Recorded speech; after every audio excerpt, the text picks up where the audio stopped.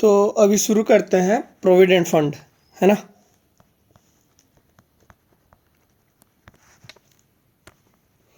भाई देखो, provident fund ना मतलब चार टाइप के प्रोविडेंट फंड होते हैं। एक आरपीएफ है ना, एक यूआरपीएफ, एक एसपीएफ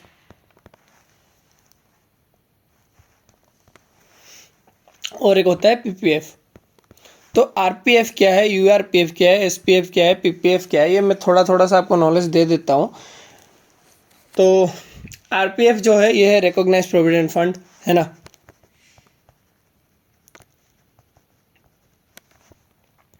रिकॉग्नाइज्ड प्रोविडेंट फंड है ये। रिकॉग्नाइज्ड प्रोविडेंट फंड है मतलब रिकॉग्नाइज किसके तहत रिकॉग्नाइज हो रहा है, कमिश्नर ऑफ इनकम टैक्स के तहत अगर वो रिकॉग्नाइज होगा तो ही उसे रिकॉग्नाइज्ड प्रोविडेंट फंड कहलाएगा। यूआरपीएफ मतलब सीधी सी बात है, recognised provident fund. Unrecognised provident fund, unrecognised provident मतलब कौन रिकॉग्नाइज नहीं किया होगा, कमिश्नर ऑफ इनकम टैक्स, ठीक है। और एसपीएफ ये है statutory provident fund, statutory provident fund.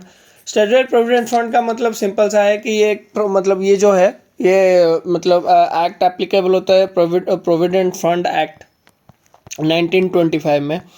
तो प्रोविडेंट फंड एक्ट 1925 जो है वो उसमें एप्लीकेबल हो रहा है। और ये ना ये केवल एप्लीकेबल होता है गवर्नमेंट एम्प्लॉय और सेमी गवर्नमेंट एम्प्लॉय, ठीक है,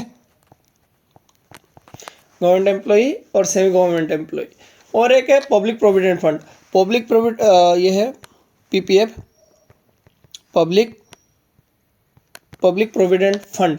तो पब्लिक प्रोविडेंट फंड क्या है कि पब्लिक ये होता है पब्लिक प्रोविडेंट फंड एक्ट 1968 में एप्लीकेबल होता है और ये हर इंडिविजुअल के लिए है ना।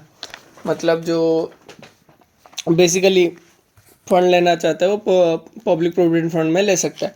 तो भाई देखो सिंपल सी बात है, चार प्रोविडेंट फंड है और चार प्रोविडेंट में ना बस हमको 5 पॉइंट याद रखना है एज पर इंटरमीडिएट लेवल। वो 5 पॉइंट क्या क्या है। देखो बेसिकली एक फंड होता है जिसमें एम्प्लॉय भी कंट्रीब्यूट करता है और एम्प्लॉयर भी कंट्रीब्यूट करता है और एम्प्लॉय भी कंट्रीब्यूट करता है ना। तो बेसिकली ये मतलब इसमें ना हर सिचुएशन में आपको मतलब हर एक फंड में 5 चीज़ें नोटिस करनी पड़ेगी। सबसे पहले कि भाई एम्प्लॉयर ने कितना अमाउंट मतलब कितना उसका एम्प्लॉयर का कंट्रीब्यूशन क्या था, ठीक है। सबसे पहले तो एम्प्लॉयर का कंट्रीब्यूशन क्या था, उसके बाद एम्प्लॉय इन्वेस्ट कर रहा है तो एम्प्लॉय का भी कंट्रीब्यूशन रहेगा। तो बेसिकली ये चीज़ है कि देखो आपको जो 5 पॉइंट रिमेंबर करना है, सीधी सी बात है। सबसे पहले एम्प्लॉय कंट्रीब्यूशन कर रहा है फंड में, तो एम्प्लॉय जो कंट्रीब्यूशन करेगा वो अमाउंट रहेगा। भाई अगर आप कोई कहीं चीज़ में इन्वेस्ट कर रहे हो तो आपको इंटरेस्ट मिलता है, तो उस इंटरेस्ट का क्या होगा, है ना। एम्प्लॉयर का कंट्रीब्यूशन और एम्प्लॉयर का इंटरेस्ट, एम्प्लॉय भी कंट्रीब्यूशन कर रहा है तो एम्प्लॉई का कंट्रीब्यूशन और उसका इंटरेस्ट, ये हो गया 4 पॉइंट। और 5वां पॉइंट ये है कि अगर जो एम्प्लॉय है वो ना विड्रॉ कर रहा है और वो विड्रॉ कर रहा है रिटायरमेंट में, नहीं तो टर्मिनेशन में। टर्मिनेशन मतलब उसका जॉब छूट गया उस टाइम, नहीं तो वो रिटायरमेंट में ही अगर वो अमाउंट को विड्रॉ कर रहा है तो क्या होगा, है ना। जब वो विड्रॉ कर रहा है तब क्या होगा। तो भाई बस ये 5 पॉइंट है, एम्प्लॉयर कंट्रीब्यूशन और उसका इंटरेस्ट, एम्प्लॉय कंट्रीब्यूशन और उसका इंटरेस्ट, और बाकी जो है अपना वो अमाउंट जो विड्रॉ कर रहा है रिटायरमेंट में या फिर टर्मिनेशन में, ठीक है। तो देखते हैं क्या क्या क्या होता है। सबसे पहले तो आरपीएफ, सबसे पहले आरपीएफ, यूआरपीएफ, एसपीएफ और एक होता है पीपीएफ, राइट। तो सबसे पहले एम्प्लॉयर कंट्रीब्यूशन।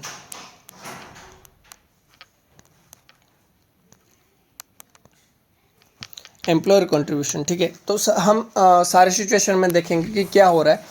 एम्प्लॉयर कंट्रीब्यूशन में क्या होगा, भाई जो कंट्रीब्यूशन है ना अपना आरपीएफ, यूआरपीएफ, एसपीएफ और पीएफ में जब एम्प्लॉयर कंट्रीब्यूशन कर रहा है, अगर वो कंट्रीब्यूशन ना 12% से ज़्यादा हो रहा है, एक्सेस ऑफ 12% ऑफ सैलरी, ठीक है।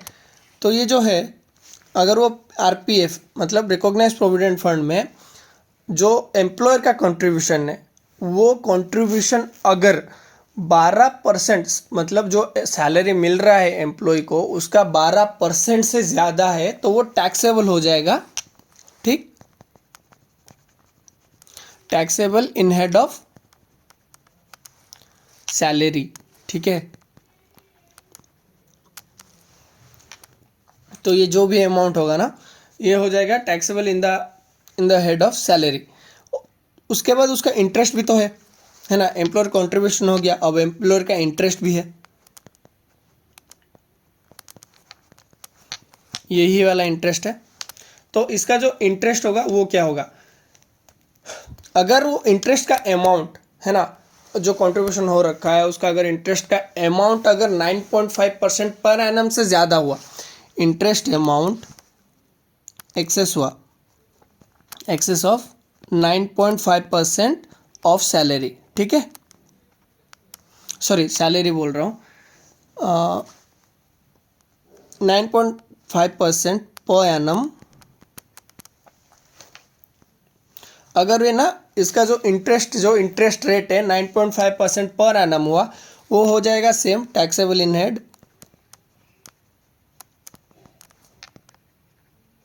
हेड सैलरी में, ठीक है।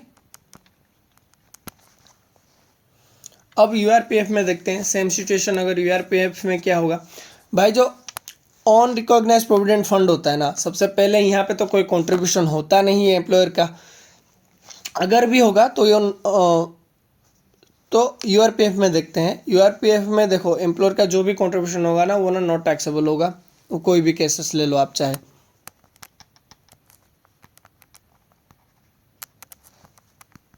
तो अगर एम्प्लॉयर का कंट्रीब्यूशन ही टैक्सेबल नहीं है तो उसका इंटरेस्ट हम टैक्सेबल कर ही नहीं सकते, ठीक है, सीधी सी बात है। फिर आता है स्टैट्यूटरी प्रोविडेंट फंड। भाई देखो, स्टैट्यूटरी प्रोविडेंट फंड सीधी सी बात है गवर्नमेंट एम्प्लॉय के लिए या फिर सेमी गवर्नमेंट एम्प्लॉयमेंट के लिए है। तो गवर्नमेंट एम्प्लॉय यार हर वक्त एग्जाम्प्ट ही रहेंगे, तो एम्प्लॉयर कंट्रीब्यूशन एग्जाम्प्ट। अगर एम्प्लॉयर कंट्रीब्यूशन एग्जाम्प्ट हो रहा है तो भाई बेसिकली इंटरेस्ट भी एग्जाम्प्ट हो जाएगा। और बाकी है पीपीएफ मतलब पब्लिक प्रोविडेंट फंड। भाई पब्लिक प्रोविडेंट का बात सीधी सी बात है, ये ना नॉट एप्लीकेबल होगा, क्योंकि ये हर एक इंडिविजुअल के लिए है और हर एक इंडिविजुअल खुद मतलब एसएससी जो है खुद कंट्रीब्यूशन करता है। तो ये तो हो गया एम्प्लॉयर पार्ट। अब आते हैं एम्प्लॉय पार्ट में, एम्प्लॉय कंट्रीब्यूशन है ना। तो आरपीएफ का देखते हैं, और रिकॉग्नाइज प्रोविडेंट फंड जो है उसमें एम्प्लॉय का कंट्रीब्यूशन क्या रहेगा, मतलब एम्प्लॉय अगर कंट्रीब्यूट कर रहा है ना उसमें, तो अगर वो शिफ्ट आउट कर रहा है, shift out from default tax regime मतलब 115 बीएससी सबसेक्शन 1A, अगर वो चीज़ कर रहा है तो उसको डिडक्शन मिलेगा भाई, डिडक्शन मिलेगा अंडर सेक्शन 80C, ठीक है। और जो इंटरेस्ट होगा,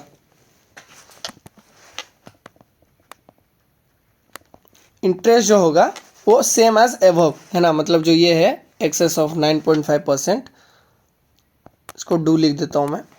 तो ये जो है एक्सेस ऑफ, अगर उसका जो इंटरेस्ट अमाउंट अगर पर एनम 9.5% से ज़्यादा हुआ तो सैलरी हेड में टैक्सेबल होगा, ठीक है। तो अभी आरपीएफ का हो गया, एम्प्लॉय कंट्रीब्यूशन और इंटरेस्ट। अब देखते हैं यूआरपीएफ वाले में। यूआरपीएफ वाला में क्या है, तो सीधी सी बात है, तो यूआरपीएफ जो भी है ना, तो ये ना नॉट मतलब ये होगा एलिजिबल ही नहीं होगा ऑन रिकॉग्नाइज्ड प्रोविडेंट फंड, तो ये it's not eligible for employ contribution.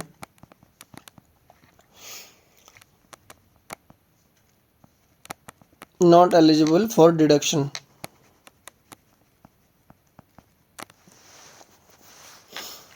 और जब डिडक्शन कोई एलिजिबल डिडक्शन है तो इसमें क्या है, नॉट टैक्सेबल।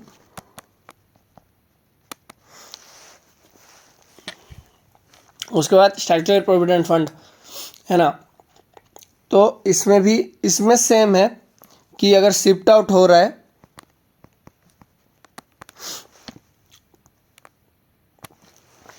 तो डिडक्शन मिलेगा अंडर सेक्शन 80C है ना। शिफ्ट आउट मतलब shift out from default tax regime, that is 115 BAC subsection 1 है। और जो इंटरेस्ट होगा ना वो एग्जम्प्ट होगा up to certain limit.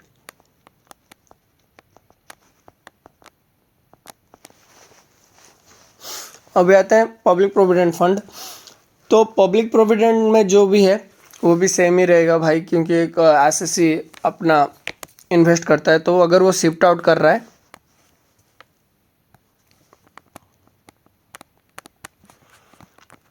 Shift out from default tax regime, that is 115 BAC subsection 1 है, तो उसको डिडक्शन मिलेगा अंडर सेक्शन 80C। और जो इंटरेस्ट का अमाउंट रहेगा है ना वो होगा fully exempt.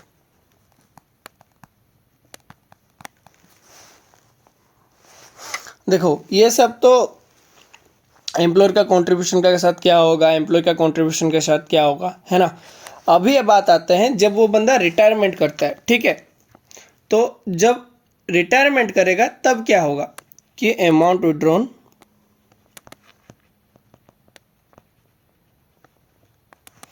On retirement / termination.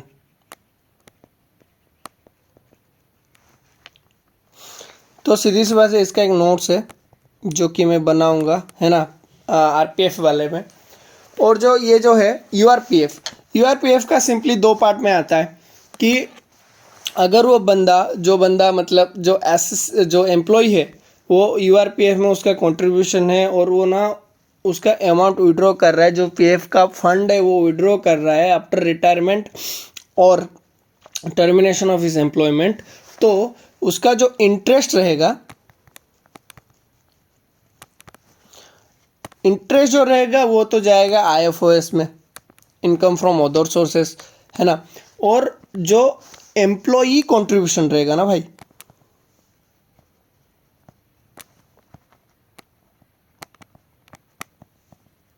Employer contribution रहेगा और उसका इंटरेस्ट, ये दोनों जाएंगे सैलरी में।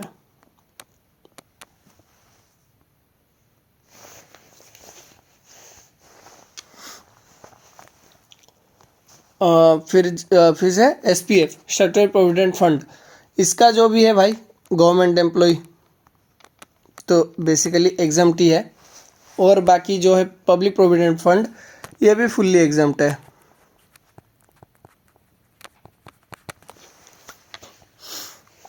तो अभी देखो, तो यहाँ पे जो है ना मैंने जो नोट्स लिखा था वो आपको नीचे बताता हूँ कि नोट्स में क्या है क्या नहीं है, ठीक है। तो सीधी सी बात है तो ये नोट्स कब आता है कि भाई जब अमाउंट है ना जो है amount withdrawn on retirement of termination, या फिर sorry amount withdrawn on retirement और टर्मिनेशन। तो जब एम्प्लॉय रिटायर लेता है या फिर वो टर्मिनेट करता है अपने जॉब से, तब अगर वो पीएफ का अमाउंट विड्रॉ कर रहा है तो कुछ कंडीशंस हैं और उसमें कैसे टैक्सेबल है, कौन सा टैक्सेबल है, कौन सा एग्जम्प्ट है, वो हम देखेंगे। तो कैसे होता है कि सोचो जो एम्प्लॉय है ना, तो वो ना कंटिन्यूस काम किया है। कंटिन्यूस ना मतलब अपना सर्विस देता रहा, प्रोवाइड करता रहा, कितना तक, एटलीस्ट 5 years। क्या वो सबसे पहला क्वेश्चन तो ये है कि भाई सबसे पहले वो 5 साल कंटिन्यूस काम किया है ना, मतलब वो अपने एम्प्लॉयर के साथ कंटिन्यूस 5 साल काम किया है क्या?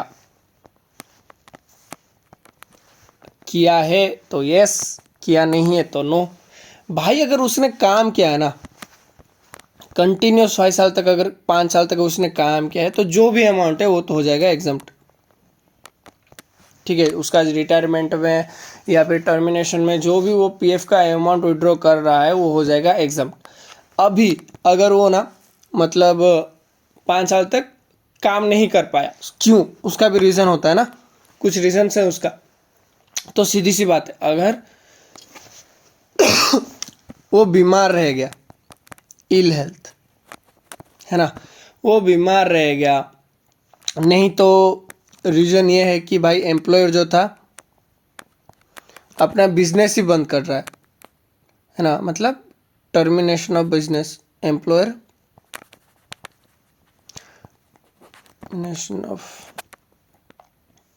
Termination of business. अच्छा सोचो, एम्प्लॉयर के साथ जो कॉन्ट्रैक्ट भी हो सकता है, और कॉन्ट्रैक्चुअल मतलब एम्प्लॉय अपना बिजनेस बंद कर रहा है, नहीं तो जो कॉन्ट्रैक्ट पीरियड के साथ था एम्प्लॉयर एम्प्लॉय का वो बंद हो रहा है, नहीं तो ना और एक ऐसा रीज़न जो बियॉन्ड द कंट्रोल, मतलब एक ऐसा रीज़न है जो एम्प्लॉय के वश में था ही नहीं, बियॉन्ड कंट्रोल ऑफ एम्प्लॉई। तो अगर ऐसा हो रहा है ना, इफ यस, और इसमें भी दो केस बनते हैं, इफ यस इफ नो। अगर ऐसा हो रहा है तो ये हो जाएगा एग्जम्प्ट, है ना। और अगर ऐसा नहीं हो रहा है, तो अगर ऐसा फिर से नहीं हुआ तो इसका फिर दो केस बनते हैं कि वो ट्रांसफ़र हुआ क्या, transfer to new employer,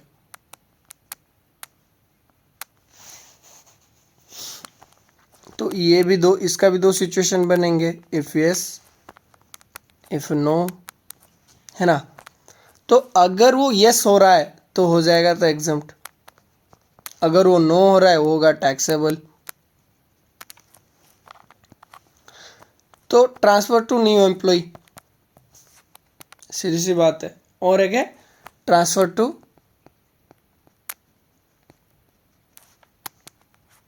NPS account. NPS का मतलब क्या है, नेशनल पेंशन स्कीम, है ना, जो कि रिफर्ड है एज पर डिडक्शन ACCCD। अगर ये हुआ तो ये हो जाएगा, अगर ये यस है और ये नो है, ये हो जाएगा एग्जम्प्ट, और ये हो जाएगा, अगर नहीं हुआ तो ये होगा टैक्सेबल। तो देखो मैं आपको फिर से समझा देता हूँ, है ना, कि ये पीएफ का जो भी नोट्स है ये कैसा है। तो देखो यार, एम्प्लॉय सीधा सीधा बोलता हूँ कि एम्प्लॉय सीधा कंटिन्यूस 5 ईयर्स काम किया है तो एग्जम्प्ट होगा।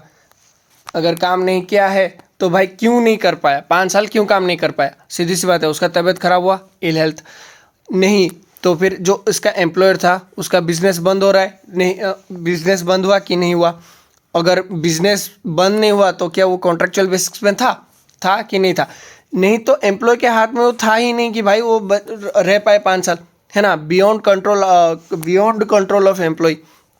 अगर वो चीज़ हो, मतलब ये तीनों कंडीशन अगर सेटिस्फाई कर रहे हैं वो रीज़न के लिए, अगर वो येस हुआ तो वो हो जाएगा एग्जम्प्ट। अगर वो नो हुआ तो उसमें दो केस आते हैं, अभी देखना है कि भाई वो न्यू एम्प्लॉयर, देखो एक जगह जॉब छोड़ के दूसरे जगह पे जो काम करने गया वो जो बंदा गया, जो उसका जो एम्प्लॉयर था, अगर उसका जो पीएफ जो अगर ट्रांसफ़र हो रहा है, मतलब वो जो पीएफ अकाउंट है वो ट्रांसफ़र हो रहा है एम्प्लॉयर को, न्यू एम्प्लॉयर के नाम पे, है ना, अगर वो हो रहा है तो उसको तो अमाउंट एग्जम्प्ट हो जाएगा। अगर तो ट्रांसफ़र हो रहा है ना, कहाँ पे ट्रांसफ़र हो रहा है, NPS national pension scheme account में ट्रांसफ़र हो रहा है, जो कि रिफर्ड है अंडर सेक्शन 80CCD में। अगर वो हो रहा है तो अमाउंट हो जाएगा एग्जम्प्ट, अगर वो नहीं हो रहा है तो भाई अमाउंट हो जाएगा टैक्सेबल। तो भाई अभी प्रोसीजर्स देखते हैं, है ना।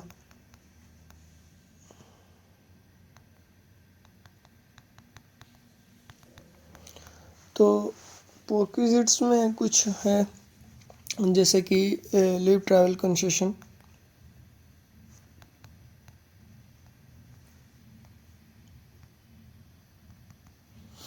जो आता है अंडर सेक्शन 10 सब सेक्शन 5 में, है ना, ये बस जो शिफ्ट आउट करते हैं,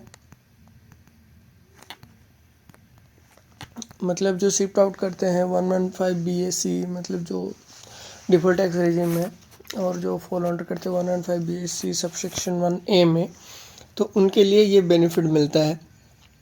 तो ये क्या बेनिफिट है यहाँ पे ना, मॉनेटरी बेनिफिट मिलता है on journey performance by the employ. ठीक है, मतलब मॉनेटरी बेनिफिट्स मिलेगा।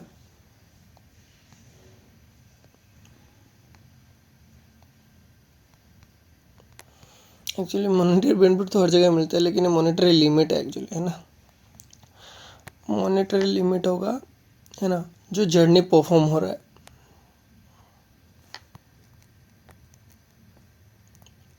जो जर्नी परफॉर्म हो रहा है, और वो भी कब, आफ्टर 1 अक्टूबर 1997 में। तो 1997 1 अक्टूबर के बाद अगर कोई भी जर्नी परफॉर्म हो रहा है तो उसका ना मॉनिटरी, उसका एक लिमिट रहता है बेसिकली बोला जाए तो अगर वो एम्प्लॉई, है ना, जो एम्प्लॉई है वो अगर एयर में ट्रैवल कर रहा है, अगर वो एम्प्लॉय एयर में ट्रैवल कर रहा है तो उसका जो इकोनॉमिक क्लास का टिकट होगा, मतलब इकोनॉमिक फेयर, तो बेनिफिट मिलेगा। अगर वो रेल में ट्रैवल कर रहा है तो फर्स्ट क्लास AC, ठीक है, AC first class, AC first class का फेयर तक उसको ना इकोनॉमिक, मतलब मॉनेटरी बेनिफिट मिलेगा। उसके बाद अगर कोई वो रिकॉग्नाइज, ठीक है, recognise public transport,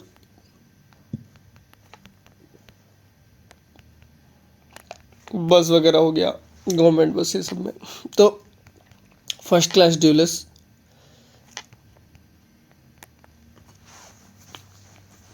first class deluxe seat का जो भी प्राइस होगा उतना तक का उसे मॉनेटरी बेनिफिट मिलेगा।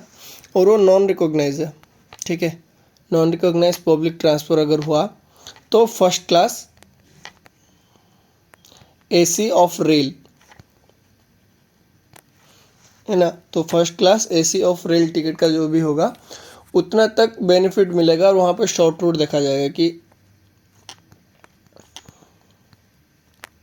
शॉर्ट रूट लिया है कि नहीं लिया है। और ये जो बेनिफिट है बस 2 जन को ही मिलेगा, मतलब 2 बच्चों को,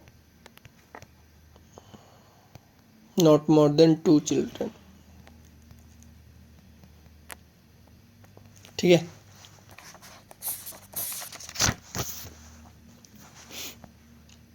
और उसके बाद ना कुछ स्पेशल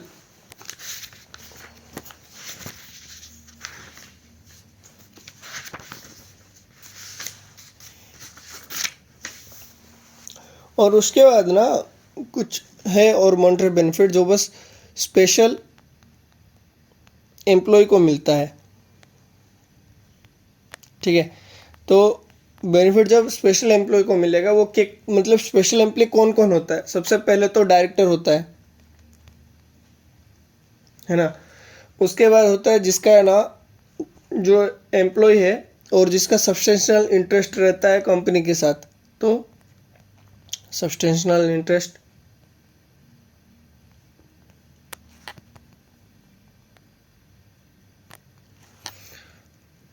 इन द कंपनी, ठीक है। और सब्सटेंशियल इंटरेस्ट का मतलब यह है कि वो ना voting rights of the equity share कितना होना चाहिए, equity share is more than 20%, ठीक है। तो उसको बोलते हैं हम सब्सटेंशियल इंटरेस्ट। एक तो डायरेक्टर हो गया और एक एम्प्लॉय जो जिसके पास सब्सटेंशियल इंटरेस्ट है। और जो एम्प्लॉय का ड्राइंग पावर होता है excess of 50,000, employees drawing power in excess of 50,000, मतलब देखा जाए तो ये हम ऐसे कह सकते हैं कि जिसका इनकम ना चार्ज होता है अंडर सैलरी और जो एक्सेस होता है 50,000, है ना, उसको हम कह सकते हैं स्पेसिफाइड एम्प्लॉय। तो इन लोगों को कुछ, इन लोगों को ये जो तीन है, ये जो तीन है, इन लोगों को बोलते हैं स्पेशल एम्प्लॉय। तो अभी इन लोगों के ना कुछ और बेनिफिट्स मिलते हैं, जैसे कि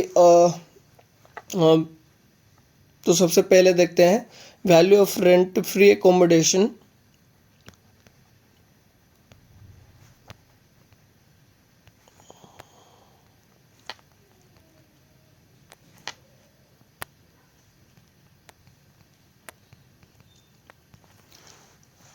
तो देखो, तो monetary benefit in case of special employ, सबसे पहला ये है कि value of rent free accommodation. तो अगर वो गवर्नमेंट एम्प्लॉय हुआ,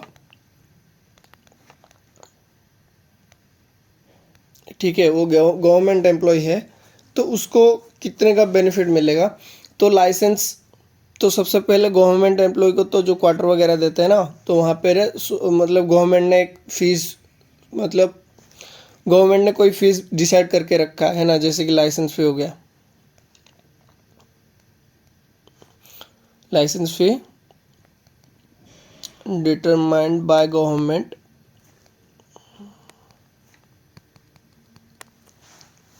उसमें से लेस होगा जो कि रेंट पेड हुआ होगा, ठीक है, रेंट एक्चुअली पेड। ये हो गया गवर्नमेंट एम्प्लॉय के लिए। अब आता है अगर एम्प्लॉयर ने एकोमोडेशन फैसिलिटी प्रोवाइड किया है, तो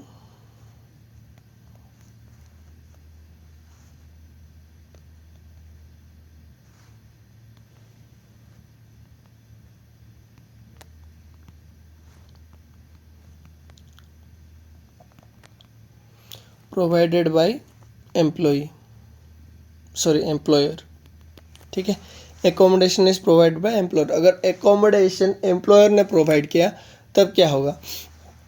तो वहाँ पे ना सिटीज़ का पॉपुलेशन देखना पड़ेगा सबसे पहले। तो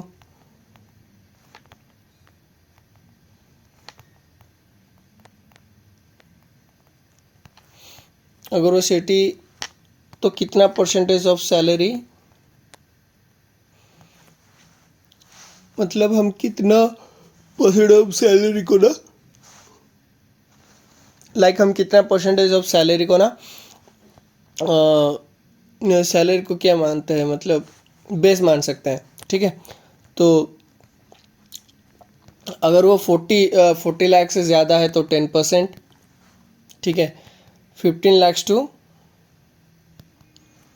40 लाख तो 7.5%, और 15 लाख टू, सर ये तो हो गया ना, और अगर कुछ और कम हुआ, मतलब जिस सिटी का 15 लाख से कम है, ठीक है, पॉपुलेशन रेट, तो वो होगा 5%। तो इन सब में से है ना माइनस होगा रेंट रिकवर्ड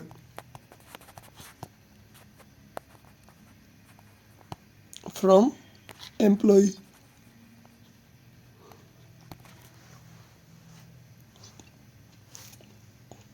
और वैसे भी देखा जाए कि भाई बेनिफिट तो एम्प्लॉयर प्रोवाइड कर रहा है ना, तो या तो वो एम्प्लॉयर का होना चाहिए, नहीं तो वो, अगर वो एकोमोडेशन जो है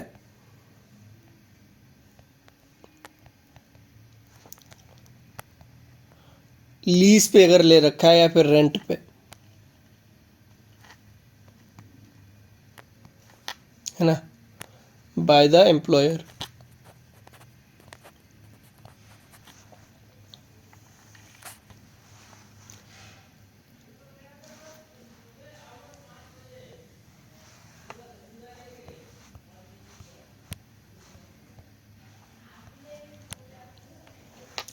तब क्या होगा?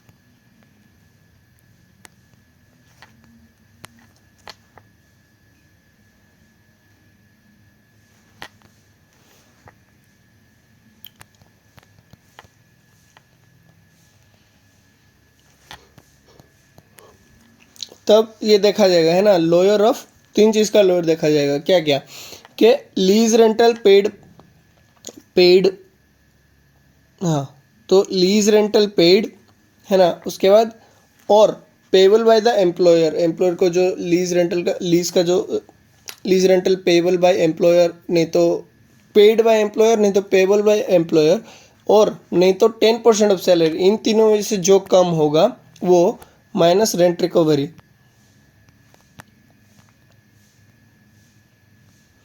Rent recovered from employee. ठीक है, अभी आते हैं और कुछ फैसिलिटीज के लिए। तो मोटर कार, तो मोटर कार का देखो, मोटर कार का सिंपल है ना,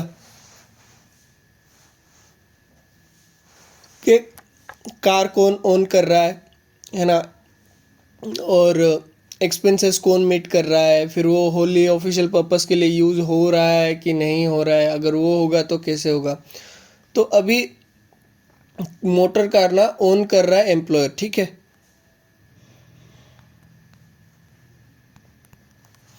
मोटर कार एम्प्लॉय ओन कर रहा है एम्प्लॉयर, एक्सपेंसेस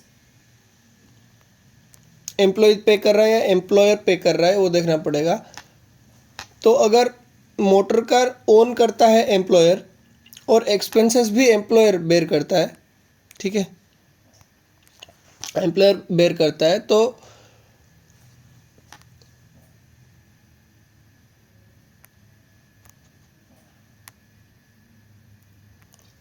और वो होली ऑफिशियल पर्पस के लिए यूज़ हो रहा है या partly official purpose and partly personal purpose,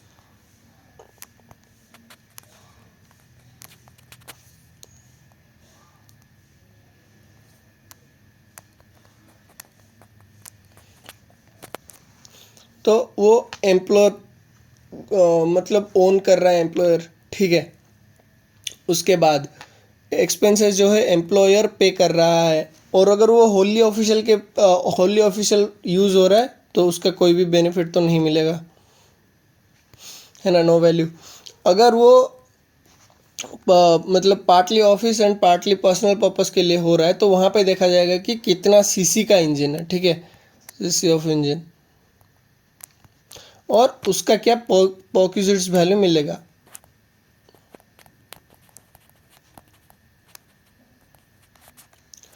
तो सीसी इंजन, अच्छा, अगर सीसी इंजन मतलब अप टू 1.6 लीटर, 1.6 लीटर का सीसी 1.6 लीटर का सीसी इंजन है तो वो 1800 पर मंथ का उसे बेनिफिट मिलेगा, है ना, अगर वो partly personal and partly official purpose पे यूज़ हो रहा है, और एबव 1.6 लीटर हुआ तो 2400 पर मंथ उसे मॉनिटर बेनिफिट मिलेगा। अगर कोई साथ में ड्राइवर है तो उसको मिलेगा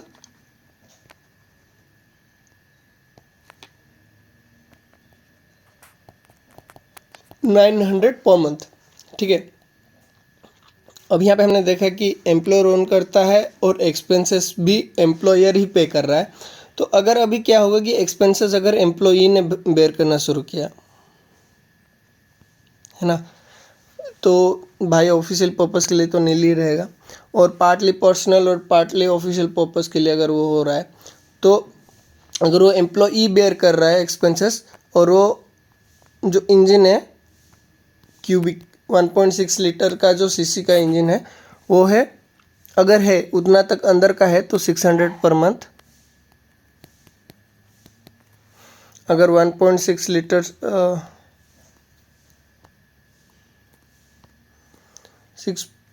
1.6 लीटर से एबव हुआ तो 900 पर मंथ,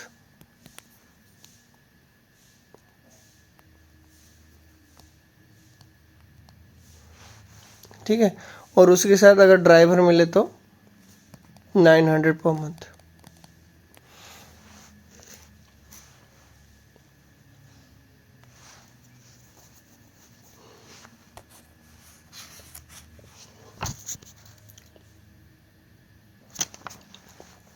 तो अभी देखो, अभी कुछ ऐसे तीन और अभी फ़िलहाल अगर कोई कोई प्रोफेशनल सर्विसेज मिल रहा है, जैसे कि स्वीपर हो गया,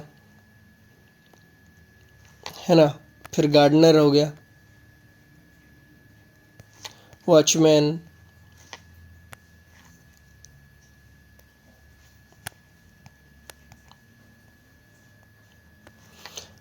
या फिर कोई पर्सनल ऐसे अटेंडेंट,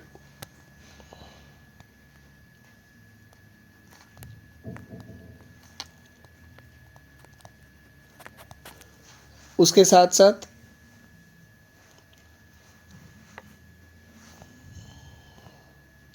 बेनिफिट मिलता है। सोचो कि जैसे इलेक्ट्रिसिटी, गैस, है ना,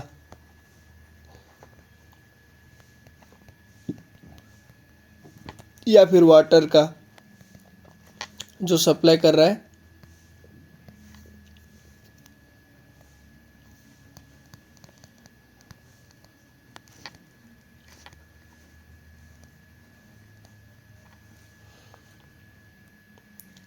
ना, एम्प्लॉयर सप्लाई कर रहा है फॉर हाउस होल्ड कंजप्शन, है ना, फॉर एम्प्लॉय। और सी में है फ्री कंसेशनल एजुकेशन।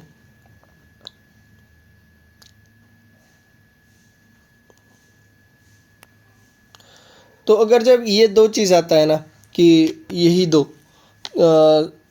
स्वीपर हो गया, गार्डनर हो गया, वॉचमैन हो गया, पर्सनल अटेंडेंसी, गैस, इलेक्ट्रिसिटी बिल, तो इसमें क्या होगा, employer cost minus recover from employ, इसमें ये बेनिफिट मिलेगा। ठीक है।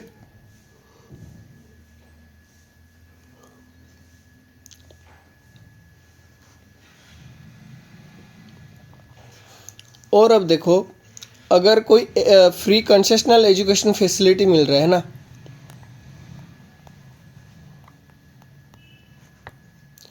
फ्री कंसेशनल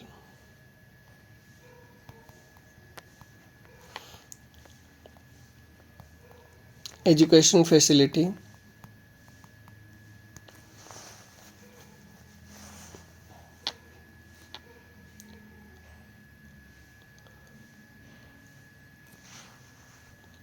और जहाँ पे एजुकेशन इंस्टीट्यूट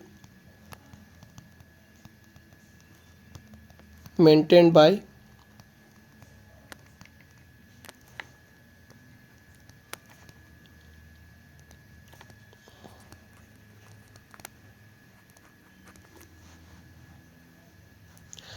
तो जहाँ पे एजुकेशन इंस्टीट्यूट को मेंटेन और ओन कर रखा है एम्प्लॉयर ने, तो वहाँ पे क्या होगा कि cost of education minus amount paid by employ.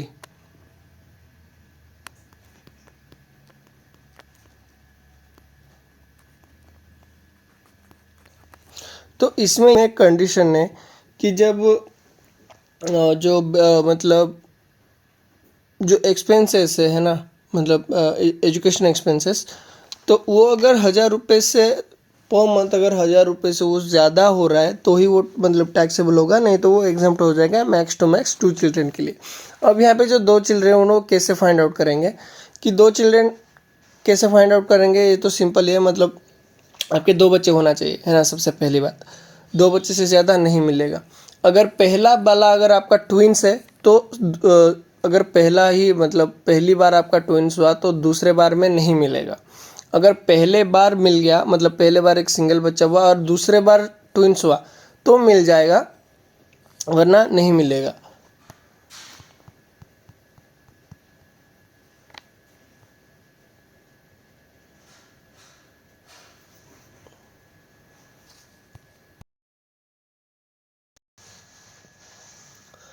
अगर कोई इंटरेस्ट फ्री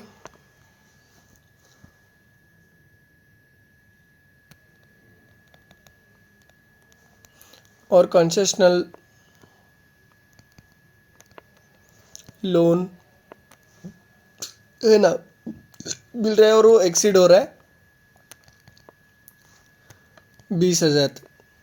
20,000 अमाउंट से अगर वो एक्सीड हो रहा है, कोई कंसेशनल मतलब इंटरेस्ट फ्री हो रहा है या फिर कंसेशनल लोन मिल रहा है, तो जो इंटरेस्ट होगा ना, इंटरेस्ट होगा, जो इंटरेस्ट कंप्यूट किया होगा by RBI,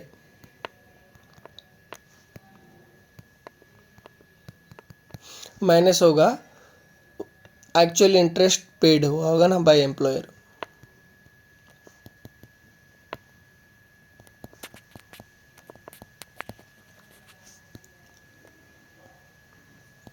actually interest paid by employ.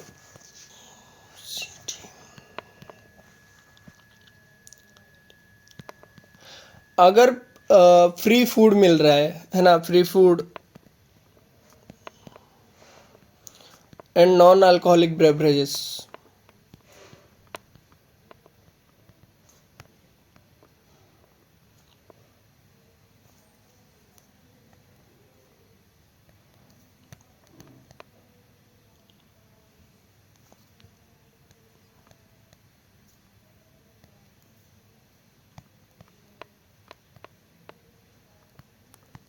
अगर ये चीज मिल रहा है तो expenses incur bye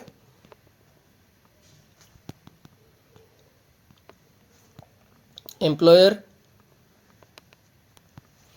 received from minus received from employ होगा। अगर इसमें एक कंडीशन फिर से होए कि वो एग्जम्प्ट हो जाएगा, कब? अगर वो ऑफिस आवर में मिले और उसका वैल्यू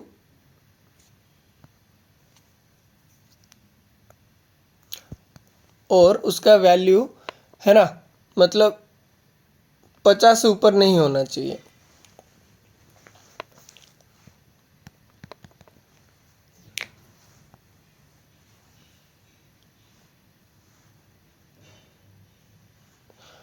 और देखो कोई मतलब गिफ्ट या वाउचर मिला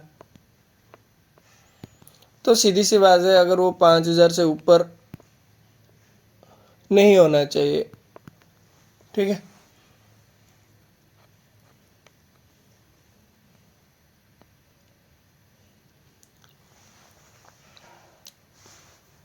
पाँच हजार के ऊपर हुआ तो टैक्सेबल होगा।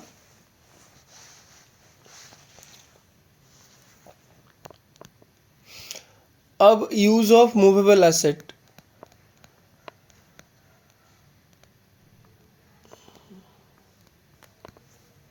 देखते हैं। अगर एसेट है, बेनिफिट क्या रहेगा?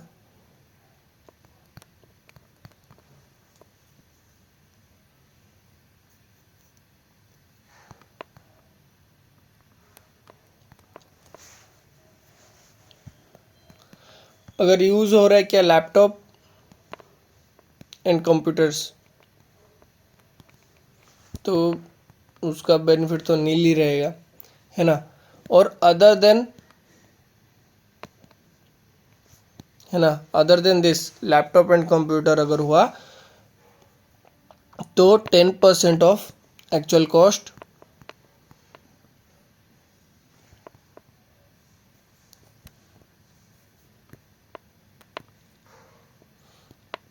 और रेंट पेड और पेएबल बाय एम्प्लॉयर।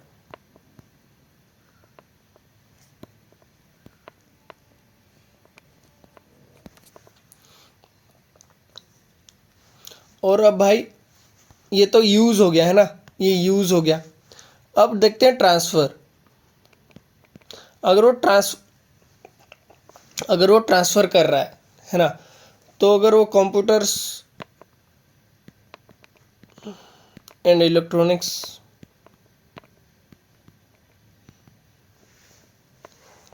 फिर आता है मोटर कार, फिर इसके अलावा एनी अदर एसेट्स, तो ये होगा 50% of WDV return on value, ठीक है।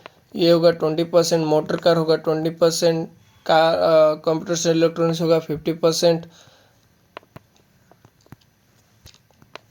और ये होगा 10% ऑफ SLM मेथड, मतलब स्ट्रेट लाइन मेथड।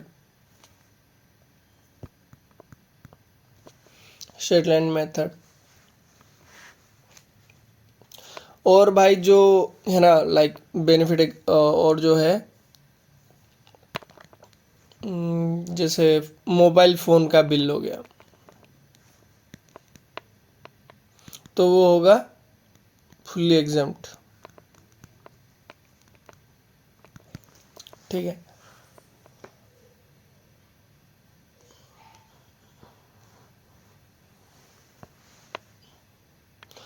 अभी देखते हैं डिडक्शन फॉर सैलरी, है ना, जो जो डिडक्शन है।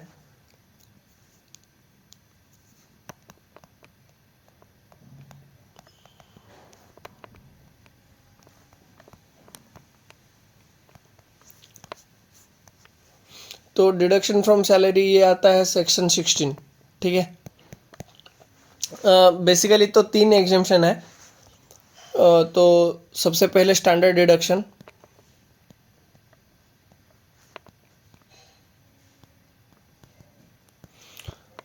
सिक्सटीन सबसेक्शन आई ए, है ना, 50,000 मिलेगा अगर वो शिफ्ट आउट हो रहा है, 75,000 मिलेगा अगर वो अंडर डिफ़ॉल्ट टैक्स रेजिम में, डिफ़ॉल्ट टैक्स रेजिम में अगर वो अपने सैलरी कंप्यूट कर रहा है। ये हो गया पहला। उसके बाद दूसरा एंटरटेनमेंट अलाउंसेस,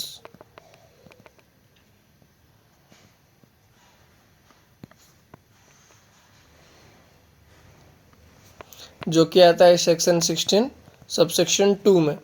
ठीक है, ये केवल मिलेगा गवर्नमेंट एम्प्लॉय को, और कब मिलेगा, जब वो शिफ्ट आउट हो रहा। ठीक है, मतलब अंडर सेक्शन उसका जो मतलब कैलकुलेशन जो है under section 115 BSc subsection 1M में हो रहा है। तो कैसे कंप्यूट होगा ये?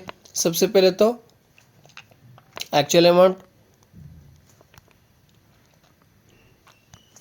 ठीक है, दूसरा होगा 5,000 जो इसका लिमिट है, और तीसरा होगा 1/5 ऑफ सैलरी जो लोअर होगा वो हो जाएगा एग्जम्प्ट, उसका मिल जाएगा डिडक्शन। और तीसरा है प्रोफेशनल टैक्स,